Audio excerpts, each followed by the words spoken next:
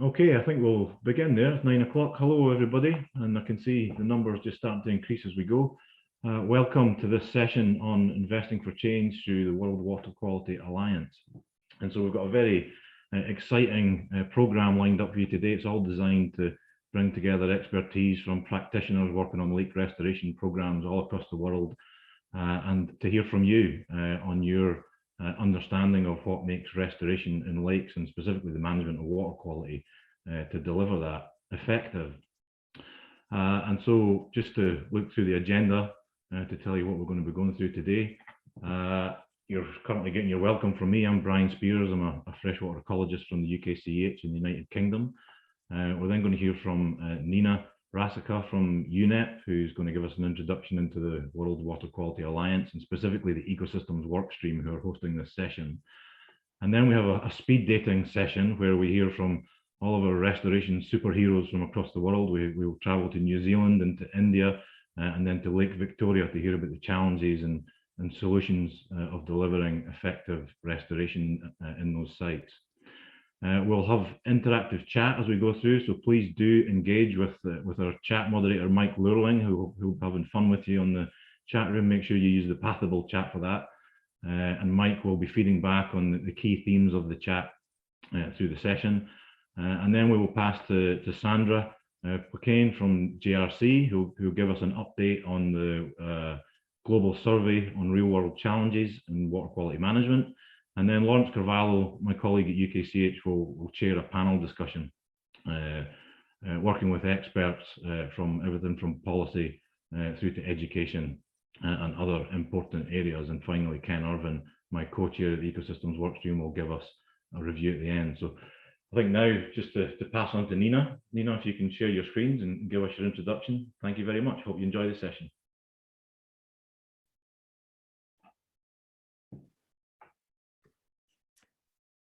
Hello, everyone. I hope you can hear me and you can see my screen. There we go. Thank you, Brian. Welcome, everyone, and thank you very much for joining us today.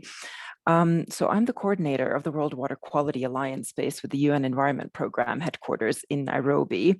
It's my pleasure to quickly introduce you to the World Water Quality Alliance and its ecosystem workstream.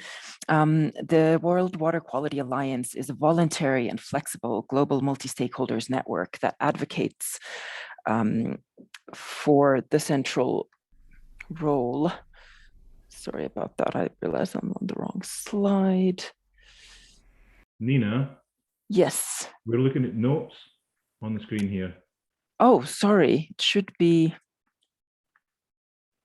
my slide. Let me try sharing again.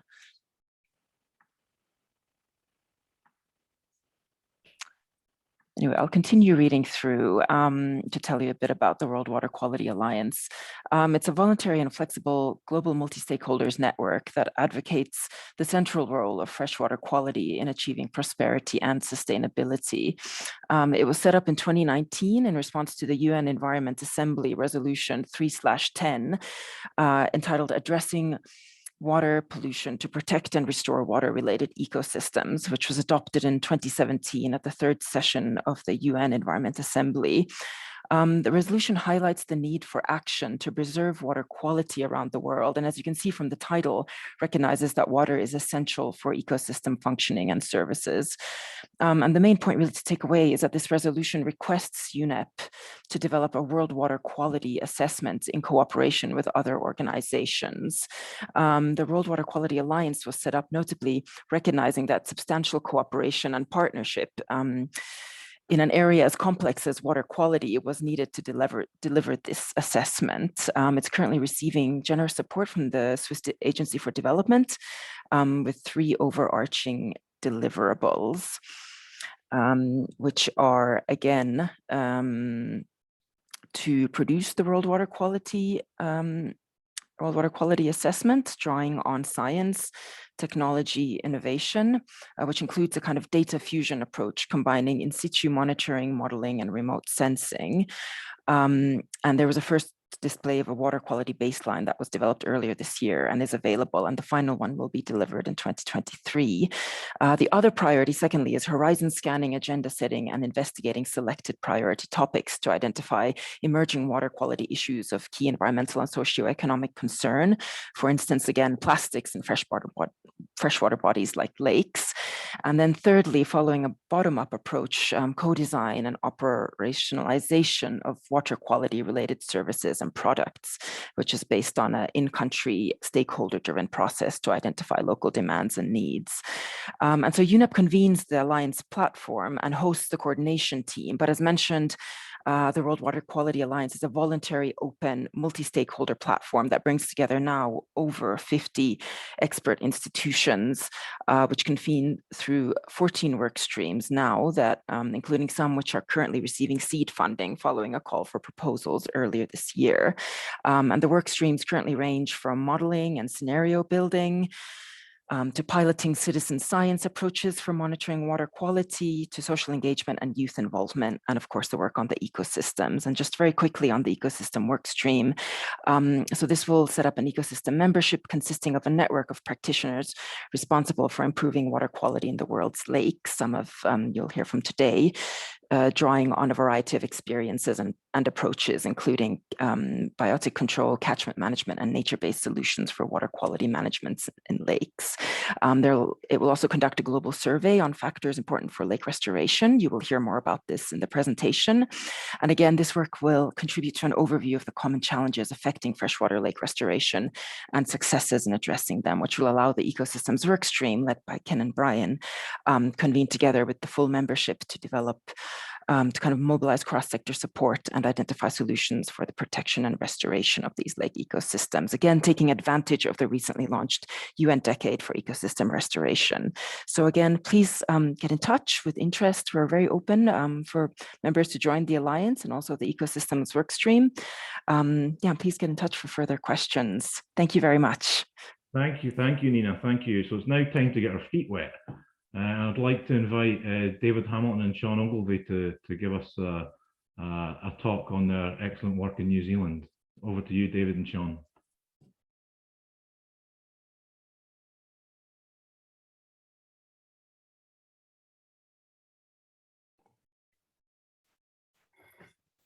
I guess I'll start, David?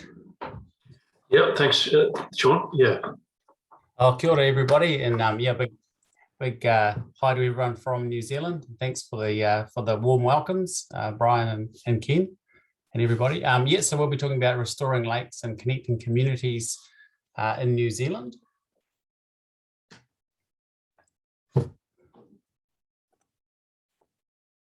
So in terms of communities, we're going to focus on the Indigenous people of New Zealand, the Māori people of New Zealand as a community. Yeah, they'll be our community focus. So just to start off, Māori are the Indigenous people of New Zealand. There's more than 50 iwi or tribes, and you'll see on the map there, they're covering the whole of New Zealand. There's a large degree of similarity between the different iwi or tribes, and we're going to focus on two sites as our exemplars. So in the South Island there, you can see Wairewa or Lake Forsyth. So that's a lake in the South Island to the east of South Island. And in the north, Te Arawa Lake. So I'll start by really getting down into amongst the Māori communities of Wairewa and give an example there around the thinking there. And then I'll hand over to David Hamilton, who'll talk about Te Arawa Lakes in the north and get into some more detail about lake management and restoration. So in terms of Wairewa or Lake Forsyth, I just wanted to tell a quick story. So this is the lake here, and this picture here is the lake. And this lake is surrounded with agricultural catchment. It's a shallow lake. It's about 600 hectares in size, and it has, it has nutrient inputs from the surrounding catchment area. And so it's suffered from eutrophication for a long time, many decades. And so it's kind of we're into maybe 3 generations of people living around this lake. It's a food source for local Māori people. And I just want to tell a story about being involved in some science around this lake and having a meeting with the local people there and an elder, a respected elder, her name's Naomi Bunker. And we had a meeting there and we were delving into a lot of the science around the lakes, but we kind of got pulled up by Naomi Bunker. She stopped us in our tracks really and explained to us that there was a lot of talk going on, but the lake has been sick. And she talked about the lake in terms of the lake being a person. And so she showed connection to place, and she exemplified that the lake's actually a family member. And so she explained the situation with passion and really explained to everybody that we can't just be here talking about the technicals of everything. We need to get ourselves motivated to restore the lake. And she talked about the lake to us as if we were all actually sitting around a hospital bed with a sick family member on that hospital bed. And we needed to be motivated to clean up and restore the lake in the same way that we should be motivated to help a sick family member to recover from an illness. And so I just wanted to tell that story to really exemplify the motivations from an Indigenous people's point of view around cleaning up our lakes. So I'll now hand over to David. Kia ora, David. Kia ora, Sean, and hello, everyone. I'm going to provide a zoom out very briefly, and that is the National Policy Statement for Freshwater Management 2020, which evolved from an early iteration in 2014. And it essentially considers three main aspects. One of those is tangata whenua, that you'll see there in the text. Those are the Indigenous Maori people in a co-management role for water in New Zealand. The other part is around Mahinga Kai and threatened species, which is a major issue for New Zealand.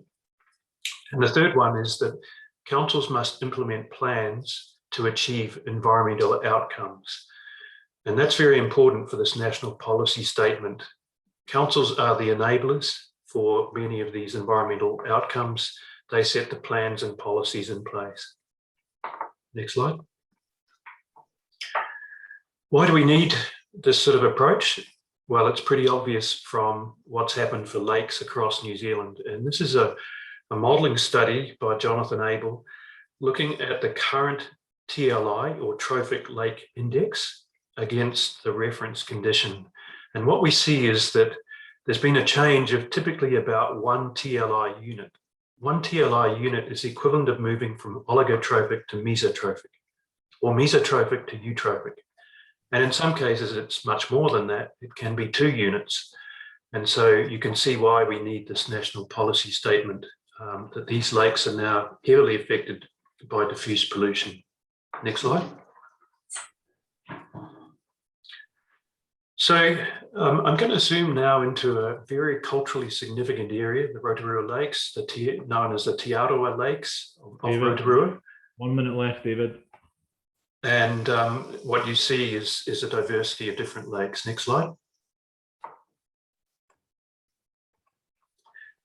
And as far as the lake restoration is concerned, what we're looking at here is a complexity of different pillars, which are the statutory authorities and existing structures in the vertical. And then in the horizontal, the ability to weave across that. And the cultural knowledge here is extremely important in being able to connect these different pillars so that Maori are involved as co-managers in freshwater restoration. Last slide for me. And this cultural pillar says that from a Maori perspective, these lakes are tonga, they're treasures. Maori want to exercise kaitiakitanga, or environmental stewardship, and sustain Mahinga Kai, or the food resources. So it's all about the sustainability of these lakes. And that's what essentially we're all about in being able to enable this national policy statement for freshwater management. So just to close, one line there, kua tākoto te manuka. So the challenge that lies ahead for us is to look at our sick family members and to undertake the work that needs to be done for the restoration. Thank you, everybody. Thank you, Thank you. Sean. Thank you, Sean and David. Excellent presentation. Thank you very much. So I'm just going to try and move on now to Veena, and we can hear more about the experiences of Veena and the team in Bangalore. Over to you, Veena.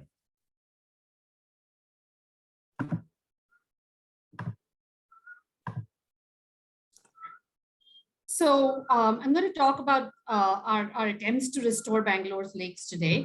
And to start off with some of the images that you'll see in the newspapers in Bangalore, the lakes have been in the news for all the wrong reasons: fire, froth, and dead fish. Bangalore, ironically, has one of the most, it's one of the wealthiest cities in India, but also has one of the most engaged and educated citizenry. And so this, to understand why we still have a problem despite these investments, as well as engagement by citizens, a little bit of context. So Bangalore is actually located at the top of a watershed in the state of Karnataka, and it consists of these series of cascading lakes that were formed. They were man-made lakes created historically by building earthen bunds on the drainage channels, and many centuries ago, primarily for irrigation. Now, of course, as the city has grown and the region is urbanized, those purposes have changed. And today the lakes primarily are viewed as spaces, public spaces for recreation and ecosystem services. But as the city has grown and the city has experienced phenomenal growth in its quest to become India's Silicon Valley, what has happened is that the sewerage infrastructure, in fact, has not kept pace. And in fact, only a fraction of the city's sewage, about a little over half, is currently treated. So this has led to the set of problems that we saw earlier, specifically pollution, drying, and flooding. And I'll quickly explain why those happen in that way. So pollution, obviously, because a lot of the city's sewage is raw sewage from the new urban growth is entering the drainage channels and therefore into the lakes. Even where there has been an attempt to divert some of that sewage from the drains into a sewage treatment plant, the STP effluent is still only secondary treated, and it still is high in nutrients. And as a result, many lakes still have problems with algal blooms. Now, the municipal authority's solution to the pollution or the sewage ingress problem is to build these diversion drains around the lakes by basically building a wall between the lake and the drain. And the problem is that often these walls that they build are so high that it's supposed to allow the water to come in the monsoon, but they're so high that in fact very little stormwater actually enters the drain, enters the lake, and as a result the lakes completely turn dry. And this is a risk because once lakes start drying, and if they get classified as quote unquote dead lakes, there's a danger that they'll be taken over by the real estate lobby. And of course, there is an outright encroachment or by policy building over of several lakes as the city grew and the demand for real estate grew, or whether it's public works like the bus terminuses or stadia, and even several tech parks have been built on lakes. And then finally, the problem is that even in the best case situation where the lake is full of water and the water is treated to somewhat to standard, the lakes are then full throughout the year, which means that there's not much space for stormwater. And all of these kind of lead to problems of simultaneously having pollution, drying, and flooding in different lakes in the city. Now, our work with Bangalore's lake started several years ago and our primary theory of change was, what if we engage citizens and we educated them to be able to lobby the city's agencies better and therefore lead to better decision making. And I'll talk about our journey in the 3 phases. The first one is what we call the Internet of Things, which is we put a bunch of sensors in lakes, and we were fairly, we didn't have a lot of money, so we invested in primarily water levels and dissolved oxygen. And very quickly, what we realized is that even though we think of sensors as being, smart, sensors are not always smart. Firstly, oftentimes when we were monitoring inlets and outlets, we would find that because there was so much of debris being put in by real estate construction, for example, you'd find stagnated water in some of the inlets. And so what we thought was measuring in flow was actually just a pool of stagnant water. A big problem that we faced was even the best research grade sensors, when put into these highly nutrient rich, warm environments of Bangalore's lakes, sensor fouling was a huge issue. And many of the dissolved oxygen sensors would not even last more than 48 hours. One and minute, then, of course, 1 minute, Veena. theft and vandalism was a problem. So we shifted then to citizen science with looking at citizens. And what we realized is we trained a lot of citizen scientists, but what we realized is that citizens really are looking for simple answers. And we were not able to necessarily collapse what they were measuring into something that was a simple answer. Is this a good or a bad level? And what do I do about it? And also citizens don't care just about water quality. They care about biodiversity, encroachment, and a variety of other issues. And so finally, where we've actually moved is to stop thinking about citizens as passive recipients, but really thinking about lakes as learning spaces and trying to do what we call a living labs approach, where we are actually making the citizens to test hypotheses in the process of intervening in lakes, so that what actually is happening is generating data, but also generating the science needed to understand what works and what doesn't work. I'll stop there. Thank you. Brilliant. Thanks, Veena. So now moving on to Winnie and Lake Victoria, a very famous case study, probably for all of us. Winnie, take the floor, please.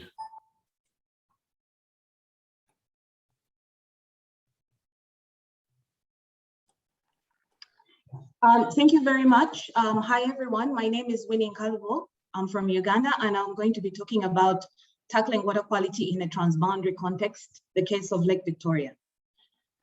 To start us off,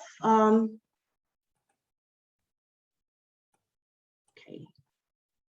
Sorry, I hope you can see my slide. Yes, we can see them, Winnie, we can see them. It seems to have frozen.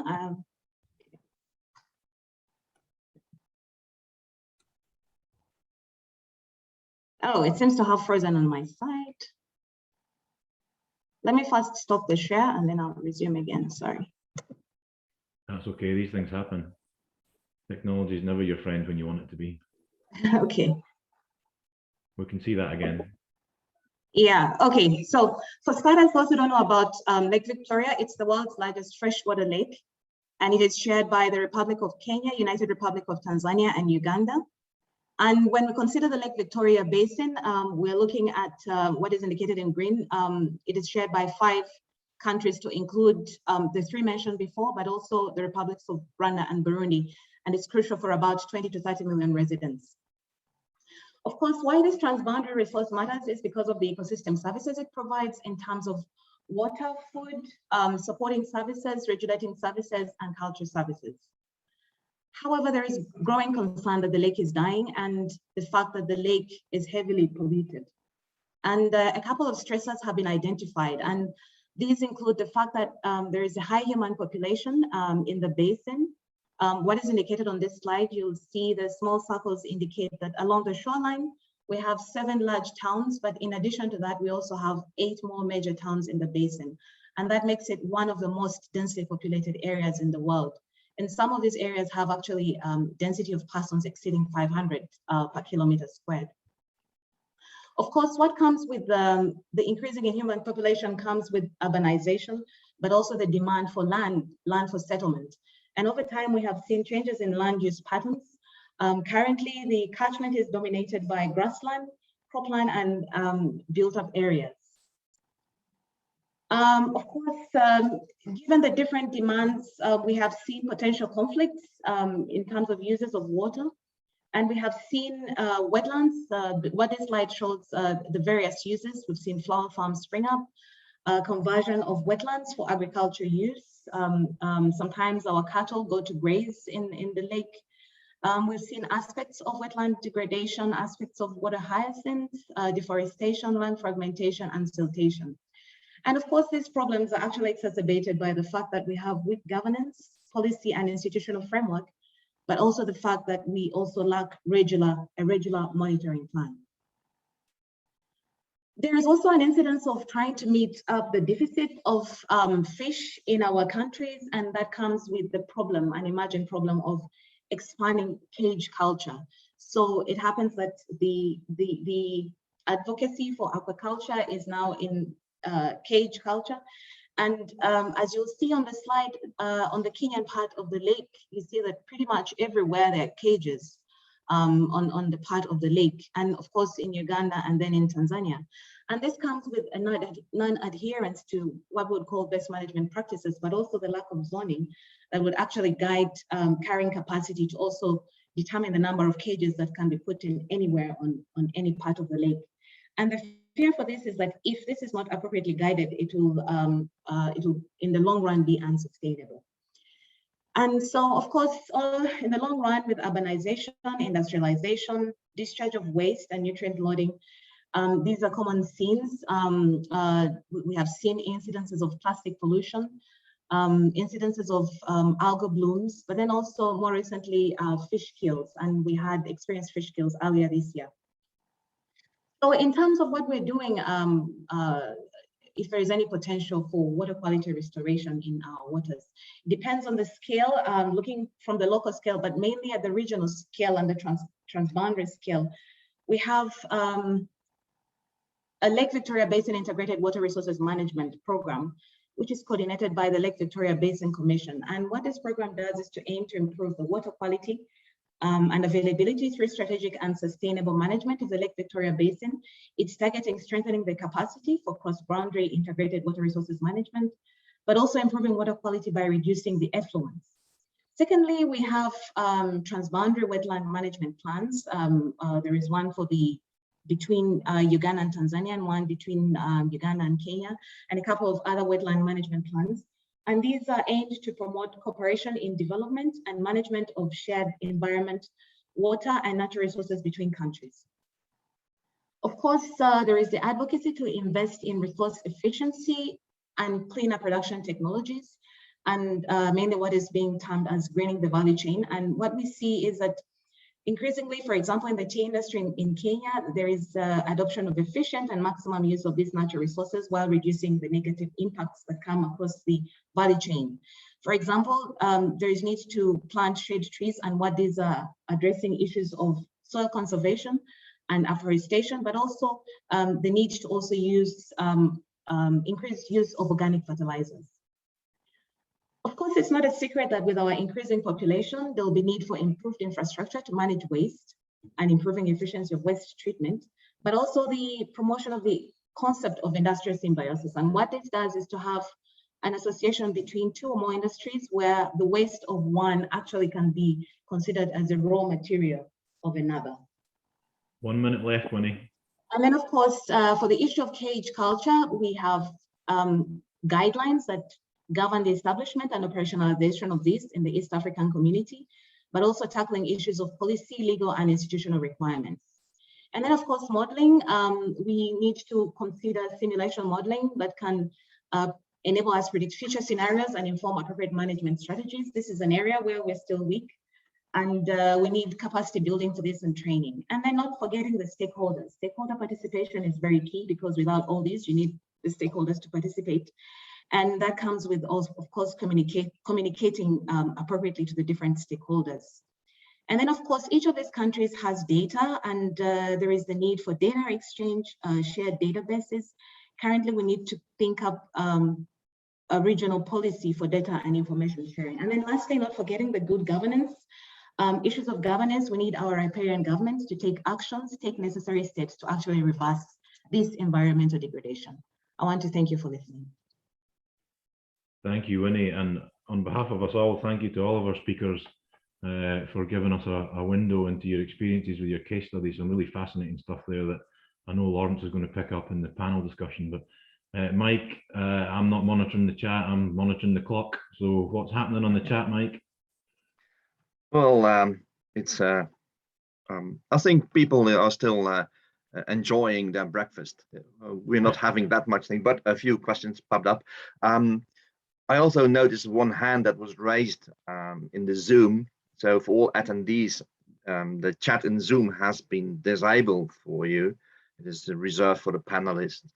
So please use the Pattable chat for your questions and your comments and suggestions.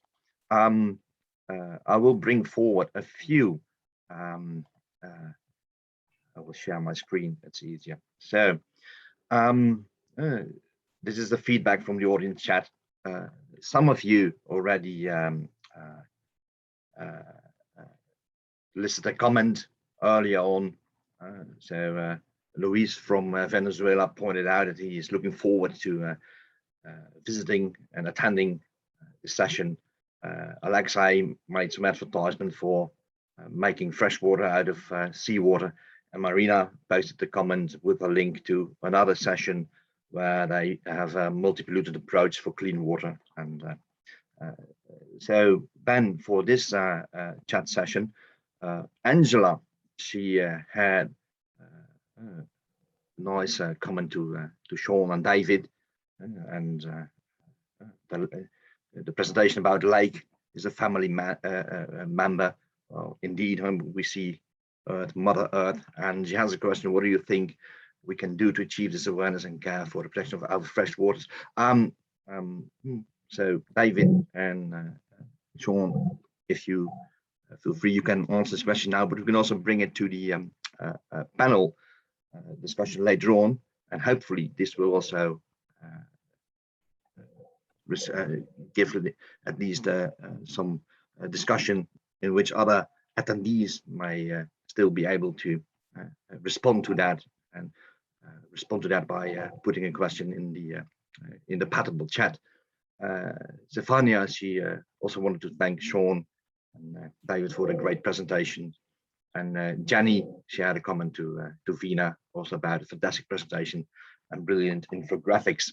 So that's what came in on the Patable chat. And so my suggestion is to bring the question to Sean and David further to the panel session discussion there. Hopefully we'll get more responses from the audience. Excellent, thanks, Mike. Yeah, so we'll pick up that in the panel discussion. And so just a plea to the audience. We want to hear from you. So keep Mike busy. Start writing things down.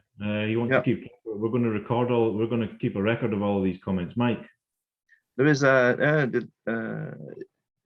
Namdi Anina just posted a comment. Thanks for the presentation efforts at restoring the Great Lakes. So referring to Lake Victoria. I encourage you to do more on the modeling aspect where you rightly are working on capacity building. So another positive response to the presentation given by Winnie in this case. And maybe something for us to feedback through the Alliance as well, yes. The capacity development work stream in the Alliance. We can pick up on that, Nina. Excellent. Yeah, the modeling, the modeling aspect. So one of the comments that was posted by Marina Sokal to another session, they are really focusing on these large catchment scale models. So that's also linking to that one. So fantastic. Okay. Thank you, Mike. Thanks for keeping track of it. Keep them busy. Sandra, would you like to join us now and give us an introduction and perhaps a sneaky peek of some early results? I don't know if that's coming or not. Of the global survey on lake restoration in practice. Thank you, Sandra. Do you see my screen now? Yes. I can see it, but it's not in presentation mode. Okay.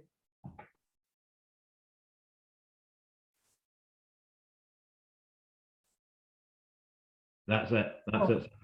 Good morning, everybody. I am Sandra Poikane, European Commission Joint Research Center, and I will very briefly introduce Global Survey of Lake Restoration. So this survey now is online, and I will explain where you can find it. We tried to keep it as brief and simple as possible. It will take only 10-15 minutes of your time. And we want to collect the main facts about your lakes, about your restoration measures, and what is most important, we want to understand what are the reasons behind your success and reasons behind your failures.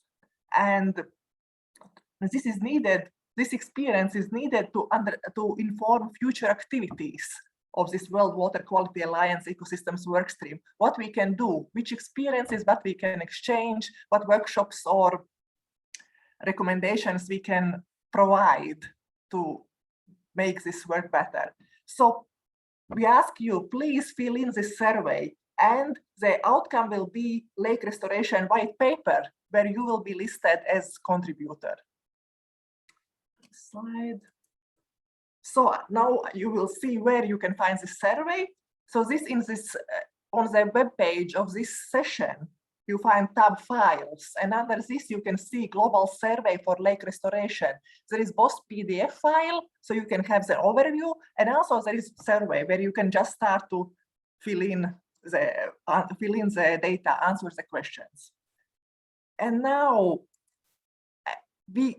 I will just to give you 2 highlights, and I just want to stress that these are just the first answers. We got a little bit more than 20 answers, so these answers, of course, will change over the course. But I found already these first answers quite interesting. So one question is about what are the key problems, what are the key pressures affecting your lakes? And we know that eutrophication is actually always considered like the main pressure affecting lakes, but there can be also other pressures.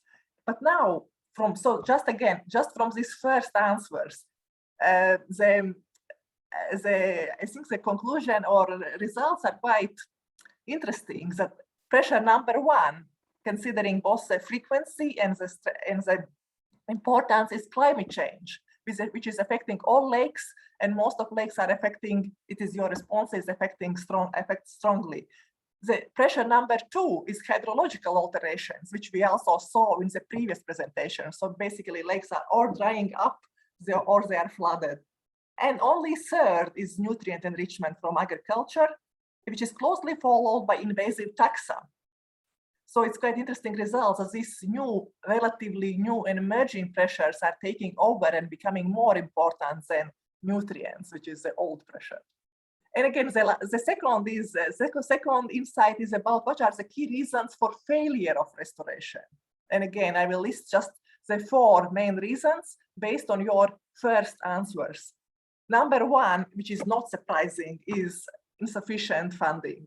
But number 2 is again quite interesting. It's poor understanding of pressures and their effects, which comes together quite well with this, that we have climate change, hydrological alterations, and invasive taxa like the main pressures affecting lakes, which is relatively less understood and as nutrient pressure. And then number 3 is limited data, and number 4 is weak policy support, including also policy support across sectors. So I will stop this now, but there was even more interesting insights about also restoration measures and setting targets. But again, I will stop at this here and say, again, you can find this survey on the website of this session under files, and you can fill in. It will just ask you 10 minutes, and you will become a co-author of Lake Restoration White Paper because your name will be in this paper. And also before this, we will also organize a webinar online workshop where we will discuss results of this survey. And also you will be on the mailing list to receive these results and also to participate in the future activities. So it is a very nice opportunity to become the member of this lake restoration worldwide community. Thank you very much and hope to see your responses. I'm really looking forward. Thanks. Thanks, Sandra. And I share your excitement about the return on climate change. That was a surprise. We've got a lot of work to do to think about how to manage our lakes in response to climate change and these other stressors. So yeah, that's challenging, but thank you very much. Really interesting to see that develop. So I'm now just going to move swiftly on to Lawrence. Lawrence, I'm going to hand the floor over to you and your panel member. So thank you. And I'll give you a heads up with a couple of minutes to go. Thanks, Lawrence. That's great, Brian. Thanks very much. So if the panelists put their videos on as well now, and if the speakers want to as well, because I might come to them as well. So we've just heard from Sandra about, in particular, some of the challenges that we face with restoring our lakes. And what we want really this discussion to do is focus a little bit more on potential solutions to those challenges, really. And so I wanted to start with one of the questions in the survey that we're hoping people will answer. And I'll start with Lee Baumgartner, who's at the Institute for Land, Water and Security at Charles Sturt University in Australia. So Lee, I wanted to just ask you about what you saw as the most sort of critical factor for delivering successful restoration. Interesting seeing the results of the survey there. I'd certainly agree with most of those. one thing that we certainly notice here in Australia, and I've noticed in other parts of the world, is that we do tend to have short memories. And when we see poor water quality events emerge, there's often a activity happens immediately. There might be money thrown at something, or there might be an attempt to clean it up or fix it. But as soon as water quality returns to normal or it abates a little, we forget about it until it becomes a problem again. And so one thing I notice is that there's very, not often a long-term commitment to sustain solutions over the long term. They've happened to be very short, focused at water quality events that may be happening. You know, that long-term political will and policy strategy just doesn't seem to be there for a lot of our waterways. Okay, yeah. Thanks, Lou. That sort of potentially nicely introduces Hartwig Kremer, our second panelist, who's the head of GEM's water unit at UNEP in Nairobi, Kenya. Hartwig, to follow up on what Lee just said about strong policy, I wondered whether you had any thoughts on how useful the SDG 6 has been or is helping to push the policy agenda and to bring up, you know, to help stimulate lake restoration programs. Thanks for posing that question, Lawrence. I hope you can hear me. And well, that's a good question, in fact. But I think if we go back to the survey, and let me start from that end, what I see critical is as a means, as a key ingredient succeed in whatever kind of ecosystem restoration, including lakes, is engagement at scale. And so far we have fisheries talk to fisheries traditionally. We talk about shoreline urban planners talking to themselves. And what is really underpinned here is that a lake usually is the recipient of a catchment scale process plus climate plus the human dimensions, the institutional dimensions. So if you want to have good governance as an ingredient, it's about data for purpose and those parties talking to each other which are critical, which is those who govern the markets, those who are their governments, those who bring the science, and those who own the knowledge, and including the indigenous communities which bring a dimension of knowledge that everybody else is more or less missing. Back to your question, SDG 6. SDG 6 comes in not so much because it brings the dimension of data people need to solve the problem. For many, many countries, what's in there is not necessarily fit for purpose. But what it does, it raises awareness. And it raises the scale of the hydrological dimension in its entirety. And therefore, it paves the way for engaging the right communities across the scales, both in time and space. That is, for me, the most prominent advantage and difference of this SDG compared to what we had earlier in the Millennium Development Goals, for instance. Okay, no, I think that's a really valid point, actually. It's not the data that the SDG necessarily brings about, so that's helpful. But it's the impetus that really it provides that larger scale thing. Thinking about that more on the ground, unfortunately, Madalisto Magomba Chitsika from Lilongwe University in Malawi has been unable to join us this morning. So I'm going to go to a couple of our speakers to think about what Hartwig and Lee have said in the bigger picture, to think about how that maybe works on the ground. Vinu, I'm going to start with you, with the Bangalore lakes that you presented. And I know there's a question here from Genevieve Metzen on the chat, so I'm following that up. She's talked about engaging citizens with the solutions. Now we know Bangalore lakes, you know, we saw from your talk that it's the lack of treatment of sewage is one of the big issues. So how can you either bring together both that engagement of citizens and the background of policies like SDG 6 to create that change and to bring the sort of improvements in treatment about? How do you think that can happen? That's a really, it's a big question. I think it has to happen at two levels. I think we need to continue to keep citizens engaged with what I would call the smaller stuff. And citizens in Bangalore are very good at, doing things like constructed wetlands and involving the local fishermen to do kind of that sort of thing. But that's kind of what you would call the incremental change of, you can mop up some nutrients with it.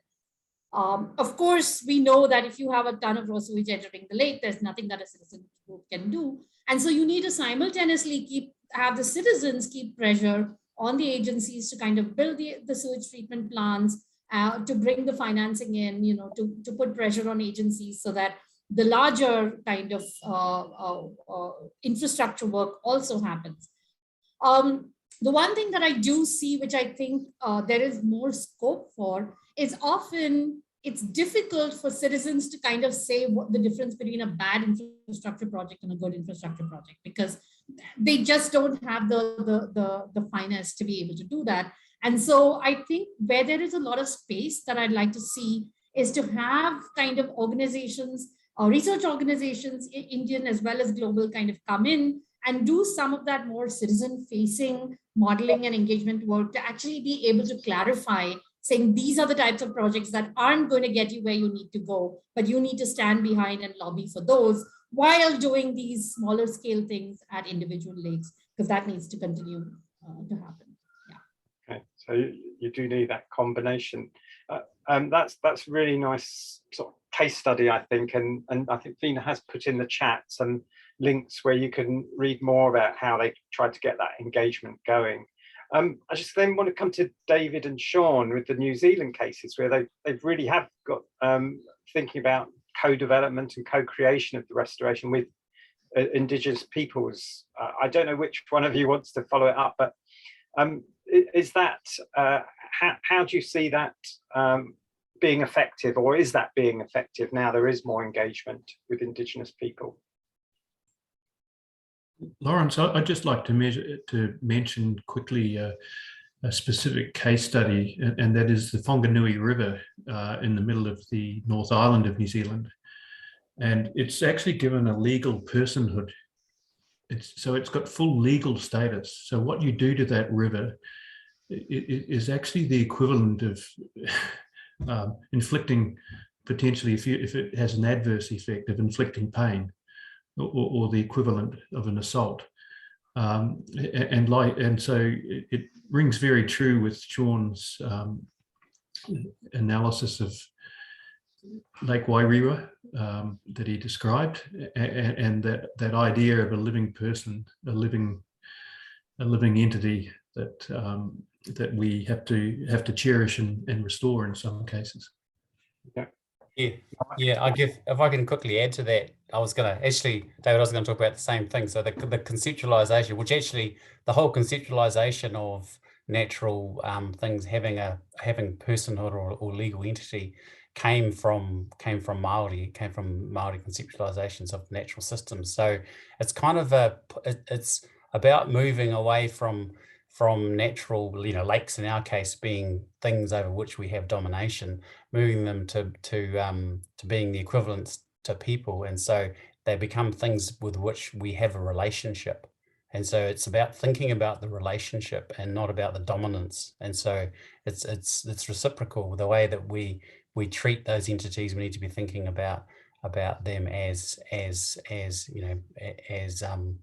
connecting with them in the same way that we connect with people. So just adding to that conceptualization. So we've got the Whanganui River in New Zealand, which has a legal entity as a person. There's Te Urewera National Park, which is the same. It's been given legal entity as a person, the same rights as a person.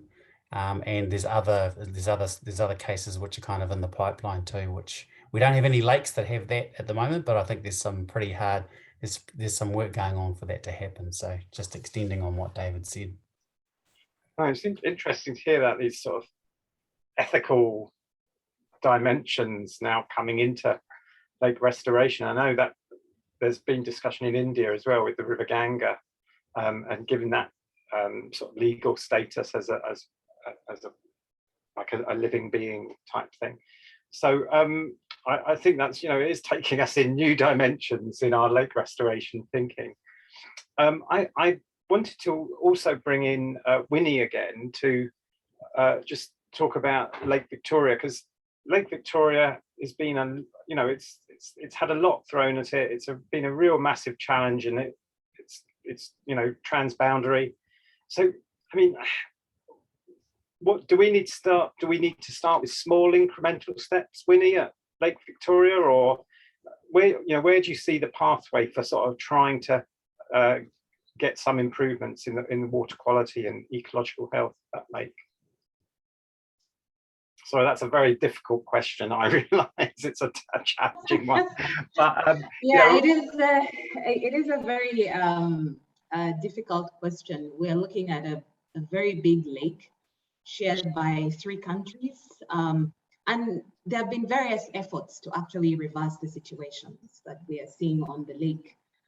We've had a couple of interventions, but again, I talked about these regional bodies that bring us together and try to harmonize what we do, what Uganda does on their part of the lake, what Kenya does on their part of the lake.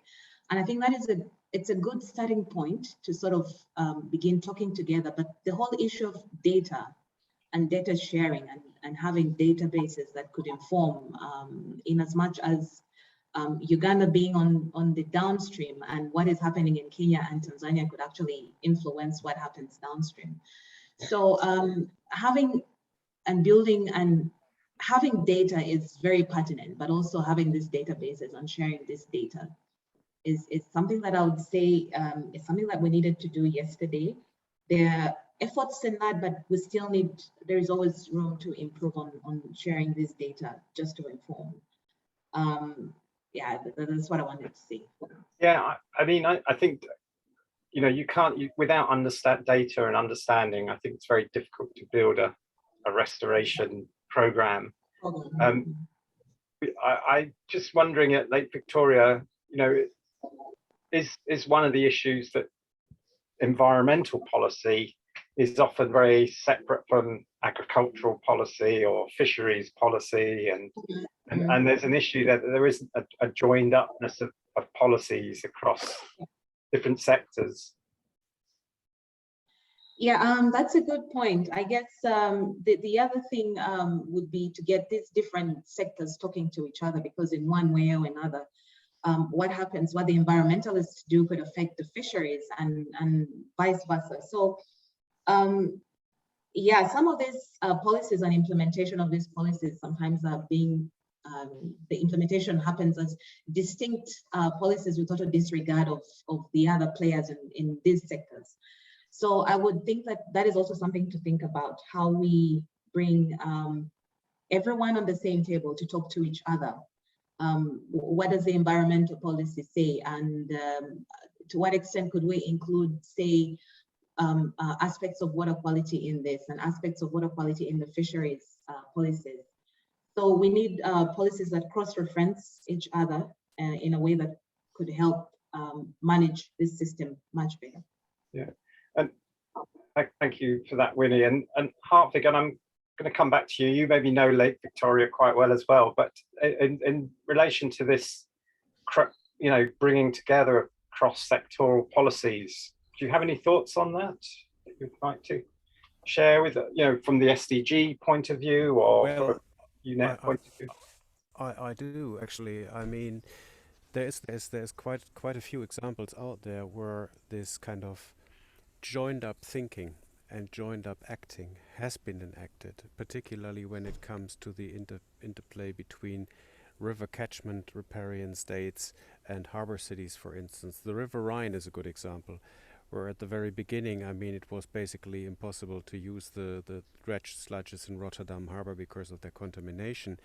And then there was kind of a narrative evolving in the Rhine Commission that brought the people up to Switzerland on board to have a better understanding of what the value added is of the system in its entirety to deliver ecosystem goods and services from downstream to upstream and vice versa. So going back to Lake Victoria, if what Winnie was saying, there is obviously the connection between upstream processes, land use changes, land use management. There is a connection to urbanization, there's a connection to climate, and then there is the lake use, the direct lake use in terms of fisheries and aquaculture. What I learned from this session, I guess, is it's not just about data in isolation. It's not about an SDG indicator in isolation. It's about a narrative. So what's the compelling narrative that brings the different policies into one delivery of common good, which is not too difficult to draw up. And that tells you which parties should be around the table.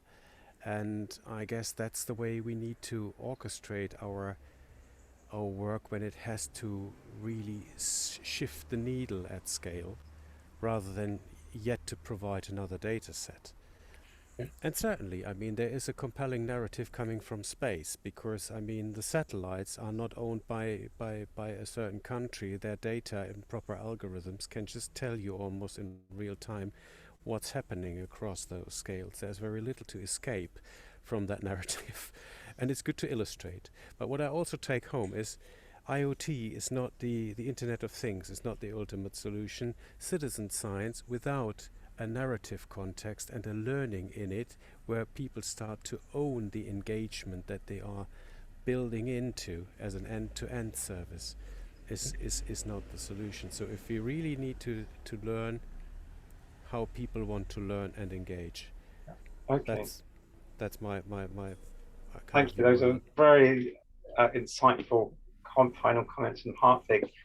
If I've got time, Lee, I'd just like to go to Lee for any final comments. Sorry, yeah, Brian. Yeah, I'm sorry, we don't have time. We've just run into Ken's slot, so I'm going to shut you down there, I'm afraid. Sorry. No problem. Ken, you have 4 minutes left just to lead us out of the room, and thank you very much, everybody, on behalf of myself and everyone who's watching. Ken, the final word is yours. Thank you.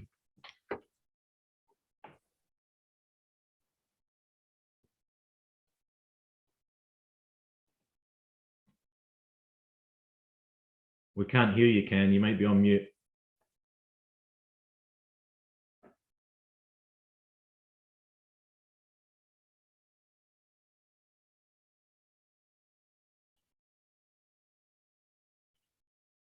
Ken, you're on mute, I'm afraid. No, that's fine. I'm sorry. Can you? There you go. But can you see my screen? We can see your screen. We can hear you nice and clear now. Thank you. Right. The screen is on full mode. Excellent. Well, thank you very much, everybody, for your contributions and the fascinating case studies. I made some notes, and so I have 3 minutes to summarize. I think the first thing to emphasize here for all of our listeners is that the World Water Quality Alliance Ecosystem Workstream is an open membership. It is not a small cohort of individuals. We may have kickstarted it, but we are not claiming ownership. So it is an open membership, and we invite you all to get involved. And with regard to this session, if you have experience on lake restoration, please do fill out that poll, that survey, and please do join us and connect with us. So today is only a step to support a much bigger picture and much larger goals, because we recognize the seriousness of the problems. We've been talking about water quality and eutrophication for decades, and yet we see from the slides today that the problem is still very much a living one, and we need to really tackle this issue because we are at a point where that just, there is no option, to use a cliche, than to actually address it. Now, that's, of course, easier said than done. And I think some of the points that came out, such as the empathy for the lake, looking after the sick family member, and treating lakes in that way, gives us a different perspective on what can be done. And that will help with the partnership for sustainability and engagement. I mean, Hartwig mentioned the importance of engagement at scale, and others mentioned the importance of multi-sectoral governance and multi-sectoral participation. So these are crucial issues, which also helps with motivation of citizens and lakes as learning spaces. And this is accentuated, of course, by rapid urban and catchment development. And the fact that when we have crises, we often also have short memories. That is an unfortunate part of the human condition. So we need to think about how we can progress this in a stronger way. So I just want to finally, my last minute, please complete the survey on lake restoration. It is in several languages, and so it's an important input to this larger picture, and we will use those data in order to help us develop a white paper on lake restoration. If you want to be further involved, do contact the World Water Quality Alliance Coordination Unit. The email is there on the screen, wwqa.coordination@un.org. And do feel free to share your case studies with us and be part of this white paper as an important next step. So my time is up. Thank you very much for joining. We are now in our last 2 minutes of leeway, so I'm not going to use it all up, but just thank everybody. Thank the speakers. I thank the speakers. I thank Brian for an excellent master of ceremonies, and all of our participants, and also everybody who joined today. And there is still a poll which you can put in a keyword that will be produced just for fun. We will produce a word cloud, which we can also use. So please do fill out that poll as well. Okay, so that's all from me. That's all from everybody in the World Water Quality Alliance session here. And if you are mindful to join another session on the water quality assessment, then please check out on the 27th of August at 11 a.m. There is a very interesting session on world water quality, overlooked and undervalued. And with that, I'm going to say cheerio. Thanks very much, Ken and everybody. It was a pleasure and really insightful. Thanks, everyone. Goodbye.